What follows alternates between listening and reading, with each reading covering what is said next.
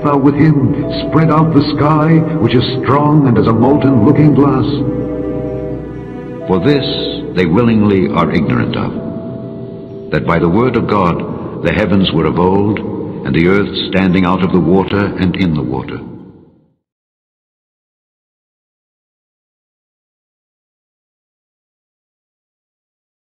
When I look at the people who signed the Antarctic Treaty, see, this is what happened, man.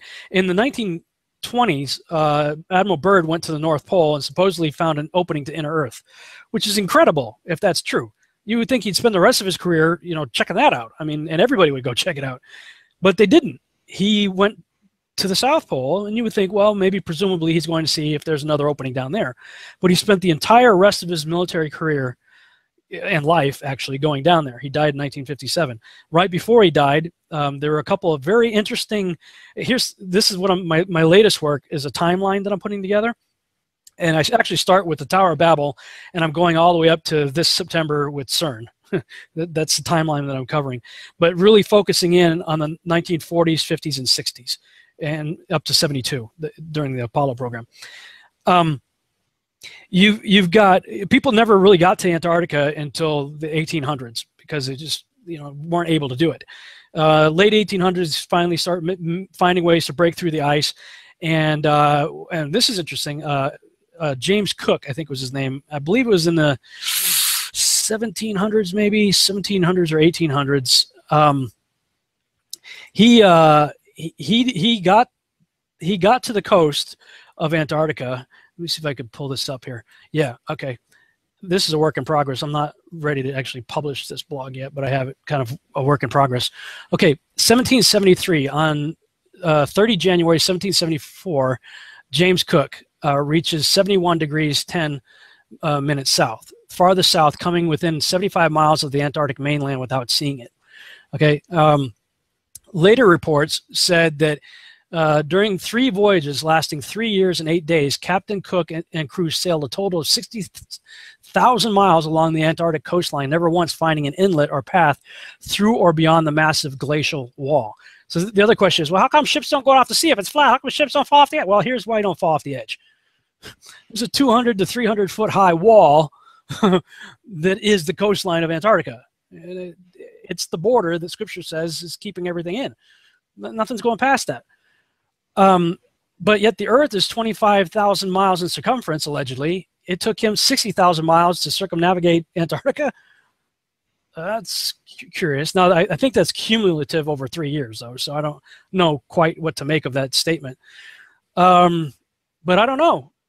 So in the 1700s, this guy gets there. You get into the 1800s, they get closer and closer. And then when you get to the 1900s, that's where things get really interesting. Shackleton, this guy Shackleton, goes down there on the, and I think I put this in my original blog. He goes down there on the name of the ship is the Nimrod. He goes down there on the Nimrod, and it's called the Nimrod Expedition. I'm like, seriously? Okay, Nimrod's goal was to reach into heaven, right? Yeah, the Nimrod Expedition. So you can click on the link I got there and read all about the Nimrod Expedition, British Antarctic Expedition, otherwise known as the Nimrod Expedition. And it was on the name of the ship was the Nimrod right here. Okay, Nimrod was trying to reach into heaven by going up. Could it be that these guys are trying to go out, try to find the ground floor? I don't know, but I mean, why do you? And this is what really got me is they did so in 1908. 1908. I'm like, really? 1908? Seriously? 1908 is when Nimrod was born, according to my other. Let me see. What I put in here. This is one of my other blogs. Yeah. Okay. The 350 post-flood years of Noah's life. This is a chart I did last year, and the follow-up chart, the Nimrod-Abraham timeline. Nimrod was born in 1908 AM, or years since creation. And then 1908, see, 1907 to 1909, well, that's 1908. Nimrod went to Antarctica. I'm like, I mean, you can't write this stuff. I mean, wow. Okay, so they go down there. A whole bunch of people are, you know, from that point on, once they start finding ways to get through the ice to get there, more and more expeditions and better ships are built and used to get there. Then you get to Admiral Byrd. Now, when Admiral Byrd goes down there several times, and one of the operations is called Operation High Jump. And you're like, oh, geez. Yeah, right. Operation High Jump. Operation High Jump. Really? Operation High Jump. I mean, you know, because they went out there with aircraft carriers and airplanes and stuff. You know, some real heavy equipment and stuff like that. Operation High Jump. So then he gets on TV, national TV, and he does this radio show where he talks about all of the natural resources down there. I mean, coal and uranium and stuff to fuel the world forever. It's wonderful. And you can go on YouTube and look up the Admiral Byrd news interview. I think it was on CBS. And it's wonderful. And all these nations are going down there, you know, Russia and Japan, all these nations are going down there. Check it out. Well, then he goes down after that interview. They go down on the next mission, which I believe was called Operation Deep Freeze. And then all of a sudden everything changes. Everybody pulls out. They leave Antarctica. And all the nations that were down there doing whatever they were doing signed a treaty, the Antarctic Treaty. And I believe it was 1958 or somewhere thereabouts, saying, nope, nobody can stake a claim to Antarctica, and if you're going to go down there, you can only go down there for scientific reasons under carefully restricted guidance, but it's not a free-for-all. Nobody can just, you know, hey, I'm going to go check out Antarctica and do a high jump on my own. No, can't do it. So when I look at the nations that signed the Antarctic Treaty, and I look at the nations that are putting forward quote-unquote space videos of the Earth, they're the same people. So if I was to put on my tinfoil hat and play the conspiratorial role here, there definitely appears to be some very suspicious things that took place. Then all of a sudden NASA is formed, and then simultaneously you have Russia and the United States doing high altitude nuclear bomb testing. They're blowing up nuclear bombs high up in the atmosphere, and they called it Operation Fishbowl. Oh, geez. I mean, you can't make this stuff up, man. I mean, they're calling it Operation Fishbowl. Okay? So, I mean... All right. So, Admiral Byrd goes down there, Operation High Jump, 1946 through 47, and Operation Deep Freeze, 1955 through 56. Then he dies on March 11th, 1957. Then the Antarctic Treaty takes place shortly after his death. We see that the main treaty was open for signature on December 1st, 1959, and officially entered into force on June 23rd, 1961. Meanwhile, okay, let's put the chronology here. You got, again, Operation High Jump 46 through 47, Operation Deep Freeze 55 to 56. He dies in 57. NASA's formed in 1958. Then after Operation Deep Freeze and whatever weirdness took place down there, everybody leaves there, leaves Antarctica, and they go and form this Antarctic Treaty and put that into place in 1961. The original signatories were the 12 countries active in Antarctica during the International Geophysical Year 1957 to 58. The 12 countries that had significant interest in Antarctica at the time were Argentina, Australia, Belgium, Chile, France, Japan, New Zealand, Norway, South Africa, the Soviet Union, the United Kingdom, and of course the United States. These countries had established over 50 Antarctic stations for the International Geophysical Year. The treaty was a diplomatic expression of the operational and scientific cooperation that had been achieved on the ice. Something happened down there after Operation Deep Freeze, and presumably about the time that Admiral Byrd died. So all these nations that I just talked about here, they leave there, they come back, they sign this Antarctic Treaty. At the same time, NASA's formed, and right away, the United States and Russia start launching high-altitude nuclear bombs in the atmosphere. Now, I can see why the people will put on a conspiracy hat at this point, because if they're trying to avoid a conspiracy, they're not helping with the names. You've heard me say it before. I'm going to say it again. You know, you got Operation High Jump, Operation Deep Freeze. NASA's formed, they signed this Antarctic Treaty, and then when you look at the high-altitude nuclear bomb tests that began here I'm going to go ahead and read Operation Dominic here. Operation Dominic was a series of 31 nuclear test explosions with a 38.1 megaton total yield conducted in 1962 by the United States in the Pacific. This test series was scheduled quickly in order to respond in kind to the Soviet resumption of testing after the tacit 1958-61 test moratorium. Most of these shots were conducted with free-fall bombs dropped from B-52 bomber aircraft. 20 of these shots were to test new weapons designs, 6 to test weapons effects, and several shots to confirm the reliability of existing weapons. The Thor missile was also used to lift warheads into near space to conduct high-altitude nuclear explosion tests. These shots were collectively called Operation Fishbowl. Operation Dominic occurred during a period of high Cold War tension between the United States and the Soviet Union, since the Cuban Bay of Pigs invasion had occurred not long before.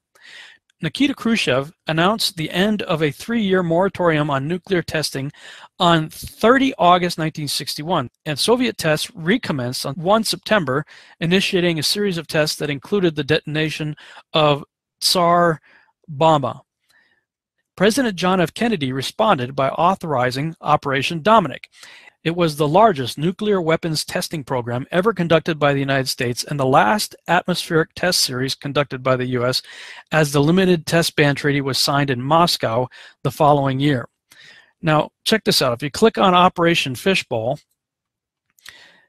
we learn about Operation Fishbowl here. It was a series of high-altitude nuclear tests in 1962 that were carried out by the United States as part of the larger Operation Dominic nuclear test program.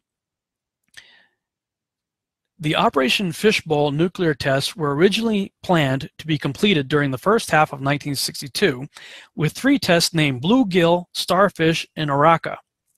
The first test attempt was delayed until June. Planning for Operation Fishbowl, as well as many other nuclear tests in the region, was begun rapidly in response to the sudden Soviet announcement on 30 August 1961 that they were ending a 3-year moratorium on nuclear testing. The rapid planning of very complex operations necessitated many changes as the project progressed. All of the tests were to be launched on missiles from Johnston Island in the Pacific Ocean north of the equator. Johnston Island had already been established as a launch site for United States high-altitude nuclear tests rather than the other locations in the Pacific Proving Grounds. In 1958, Lewis Strauss, then chairman of the United States Atomic Energy Commission, opposed doing any high-altitude tests at locations that had been used for earlier Pacific nuclear tests. His opposition was because of fears that the flash from the nighttime high-altitude detonations might blind civilians who were living on nearby islands. Johnston Island was a remote location more distant from populated areas than other potential test locations. In order to protect residents of the Hawaiian Islands from flash blindness or permanent retinal injury from the bright nuclear flash, the nuclear missiles of Operation Fishbowl were launched generally toward the southwest of Johnston Island so that the detonations would be farther from Hawaii. Orca was to be a test of about 1 megaton yield at very high altitude, above 1,000 kilometers. The proposed Orca test was always controversial, especially after the damage caused to satellites by the Starfish Prime detonation, as described below. Orca was finally canceled, and an extensive reevaluation of the Operation Fishbowl plan was made during an 82-day operations pause after the Bluegill Prime disaster of 25 July 1962, as described below. And you could go on and read about Kingfish and all this stuff. Okay, so we got Operation Dominic, within which we have Operation Fishbowl. Now, with the tinfoil hat on, playing conspiracy theory here, the flat earthers are claiming, and I think it's a reasonable claim, that, you know, if that model is true, then we know we have a circle, the circle of the earth as described in the Bible, surrounded by Antarctica, the outer rim, that has a 200 or 300 foot ice wall, cliff, that keeps everything in, hence Operation High Jump. You got to get over that, right? So it looks like, at least from the flat earther perspective, that probably during Operation Deep Freeze, they may have found the edge of the dome, presumably anywhere from 800 to 1,200 miles inland from the coast. Then everybody pulls out, signs this treaty, says nobody can go back except under the express guidelines of the international community that signed the treaty. So then all of a sudden the United States and Russia engaged in these high altitude nuclear tests, and the United States calls theirs Operation Dominic, within which we have Operation Fishbowl. Now hold that thought. This is all happening. If you go and look on the Operation Dominic entry, you see the different dates. We're 1962. This is the early part of 1962. We're talking May. I mean, look at all these bombs going off. 25 April, 1962, 27 April, 2 May, 4 May, 6 May, 8 May, 9 May, 11 May, 11 May, 12 May, 14 May, 19, et cetera, et cetera, et cetera. This is all before President Kennedy's "let's go out in the space" speech. But I think a lot of people don't realize that our first stop wasn't the moon. Even before we went to the moon, they were sending probes all of a sudden after all of this. Okay, keep the timeline in mind. Operation High Jump, Operation Deep Freeze, Byrd dies, NASA's founded, Antarctic Treaty signed, Operation Dominic and Fishbowl take effect. And if you notice during President Kennedy's speech, he was talking about that they've already got probes headed to Venus. Wait a minute. We're already sending stuff to Venus and Mars? We haven't even been to the moon yet. And so I was looking into that, and on planetary.org/explore/space topics/space missions to Venus-Mercury.html, and you can go through this site. It starts sort of from the bottom up. As early as February 4th, 1961, they're sending a probe, Sputnik 7. Russia sent this probe to check out Venus. The final stage of the rocket carrying Sputnik 7 into orbit failed, and the spacecraft was unable to achieve the necessary trajectory to carry it onto Venus. Then Venera 1, Russia, sends out another probe, February 12, 1961. They lost communications while it was on its way to Venus. Then NASA sends up Mariner 1, July 22nd, 1962. Now, that's right in the middle of Dominic and Fishbowl, that we sent out a probe to go check out Venus. It veered off course and was destroyed by ground controllers. So then Russia sends up another one, Sputnik 19, August 25th, 1962. The spacecraft made it into orbit, but the rocket's last stage failed, and Sputnik 19 was unable to achieve its Venus trajectory and re-entered the Earth's atmosphere 3 days later.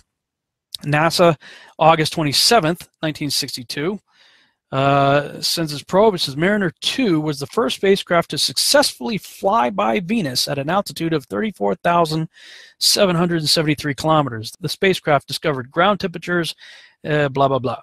Okay, so this is during the time period that between August 27th, 1962 and December 14th, 1962 that we had President Kennedy's speech in September, on September 12th, 1962. So that's what he's referring to. You know, we've already got stuff out there, and you can read about the other ones that were, you know, checking out Venus, I guess Mercury also, and attempted probes going to Mars. Now, this is all before we've even been to the moon. So it appears that whatever happened in Antarctica, everybody got kind of maybe nervous or excited or whatever and said, okay, what is the deal? You know, we've looked through telescopes. We've seen our so-called neighbors, Venus and Mars, through telescopes. Our assumption is the solar system is, you know, set up in the Copernican model. And, but yet maybe they found a dome and they started to question all that. So the first thing they do is send out probes to go, wait a minute. What in the world? If we're in a dome, how high does this thing go? So they start launching high altitude nuclear bombs, and if you look at the videos on Operation Fishbowl and Starfish Prime and all those high altitude tests, I mean, it looks like they're hitting something up there. I mean, at least from a conspiratorial tinfoil hat wearing perspective, that's what it looks like. Now, this is what blew my mind. You can read more on all that if you'd like. To get caught up to speed on what's going on there. So I go to Lubbock, and I'm doing this conference out there at Jared Cressman's father's church, Pastor Dan Cressman, and we get to talking about this whole issue of the flat Earth stuff. And he goes, "Do you know what the name Dominic means?" And I said, "No." He says, "You know, you talk about Operation Fishbowl, but check this out. I'm going to take you to, I'll put the screen share back up here. Take you to a one of those name websites. I like using behindthename.com. Look up the name Dominic, and again, let's just double check it here. Dominic, D-O-M-I-N-I-C. Look up Dominic, D-O-M-I-N-I-C, from the late Latin name Dominicus, meaning of the Lord. Fishbowl was part of Operation Dominic. It looks like they are sending high-altitude nuclear bombs to test the fishbowl of the Lord, i.e. the firmament. Yeah, this is definitely one of those things to make you go,